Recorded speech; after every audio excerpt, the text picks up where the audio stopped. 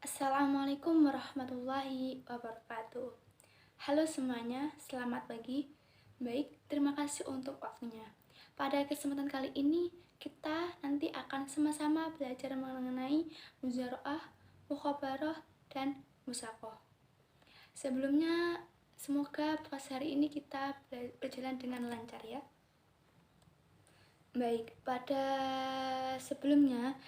sebelum kita memasuki konsep bagaimana muzaroah, mukhabarah, dan musaqah, kita akan belajar terlebih dahulu tentang bagaimana sih strategi pembelajaran ketika diterapkan dalam konsep muzaroah, mukhabarah, dan musaqah. Strategi pembelajaran dapat diartikan sebagai cara komunikasi pendidik dan siswa, yakni strategi tatap muka dan pembelajaran jarak jauh. Strategi pembelajaran dapat dibedakan, namun implementasinya dapat terjadi penggunaan beberapa strategi dalam pembelajaran. Pada materi muzaroah, mukhabarah, dan musaqah, strategi pembelajaran yang tepat digunakan adalah strategi pembelajaran inquiry, yang mana strategi pembelajaran ini adalah rangkaian kegiatan pembelajaran yang menekankan pada proses berpikir secara kritis dan analisis untuk mencari dan menemukan sendiri jawaban dari suatu masalah yang dipertanyakan.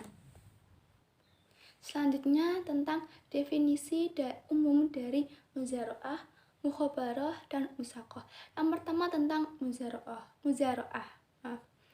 Secara ensiklopedia hukum Islam disebutkan muzaroah adalah kerjasama di bidang pertanian antara pemilik lahan dan petani penggarap. Sedangkan muzaroah sama seperti mukhabarah, tapi bibitnya disediakan oleh pemilik lahan.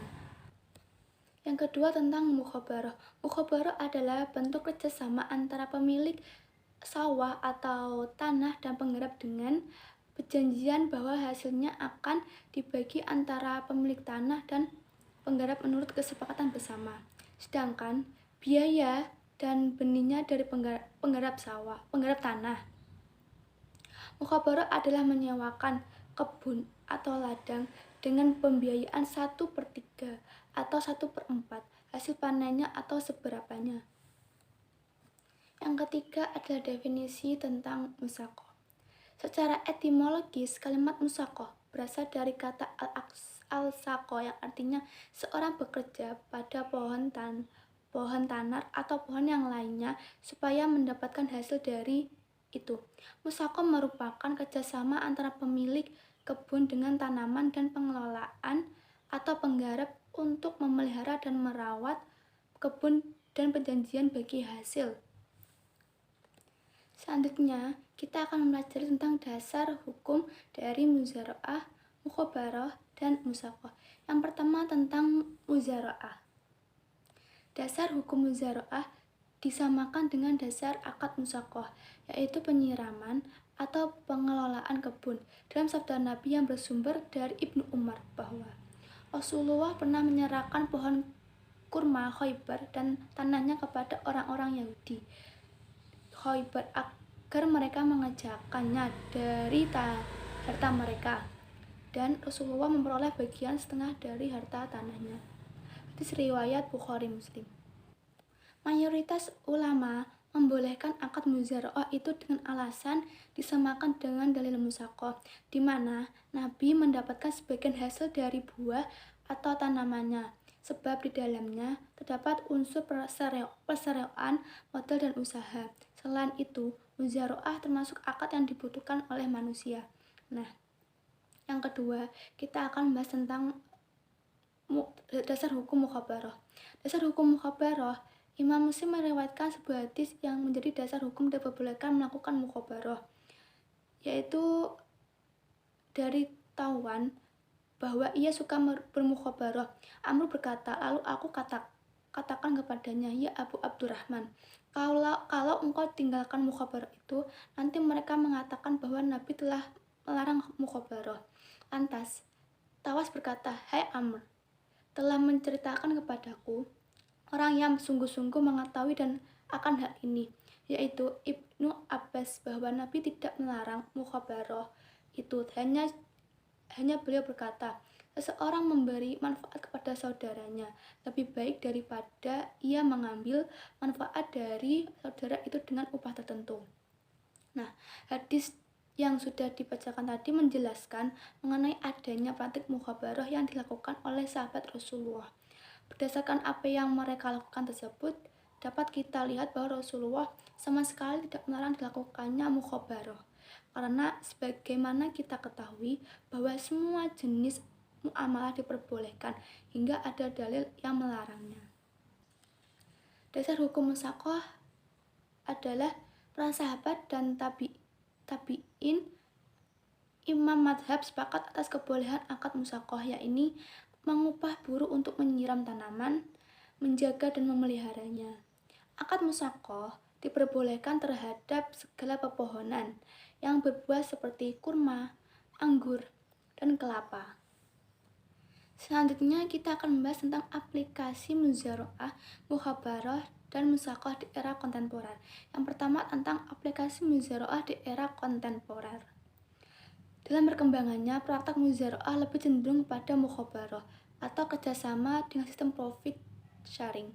Sedangkan aplikasi muzara'ah dalam kegiatan non-bank, yakni seperti kebanyakan terjadi dalam masyarakat, adalah muzara'ah dengan sistem sewa tetap, di mana seorang pemilik tanah melakukan kerja sama pengelolaan tanah dengan pihak lain, di mana pihak lain atau penyewa harus membayar sejumlah uang tertentu atau barang senilai tertentu sebagai biaya sewa atas tanah yang diolahnya tersebut. Kemudian aplikasi mukhabarah di era kontemporer. Sistem bagi hasil banyak ditemui di Indonesia sejak zaman kuno sampai sekarang, yaitu pada bisnis pertanian, peternakan, ataupun perdagangan. Mukhabarah dan muzara'ah dengan persentase 50% banding 50% adalah yang umumnya dipraktikkan. Kerjasama bagi hasil memelihara ternak dengan cara maro atau bagi hasil dengan nisbah dari anak ternaknya atau dari selisih nilai jual dengan nilai pada saat ternak diserahkan kepada pemelihara. Nah, yang ketiga tentang aplikasi musaqah di era kontemporer. Di era kontemporer, mukhabarah, musyarakah, dan musaqah dipergunakan khusus untuk plantation financing atau pembiayaan pertanian oleh beberapa bank Islam. Perbankan syariah seharusnya sudah mendorong perkembangan sektor real, termasuk sektor dalam bidang pertanian, dengan menerapkan akad tersebut. Dalam konteks ini, lembaga keuangan Islam dapat memberikan pembiayaan bagi nasabah yang bergerak dalam bidang plantation atau dasar prinsip bagi hasil dari panen. Nah, yang terakhir adalah hikmah dari mempelajari muzara'ah, mukhabarah, dan musaqah.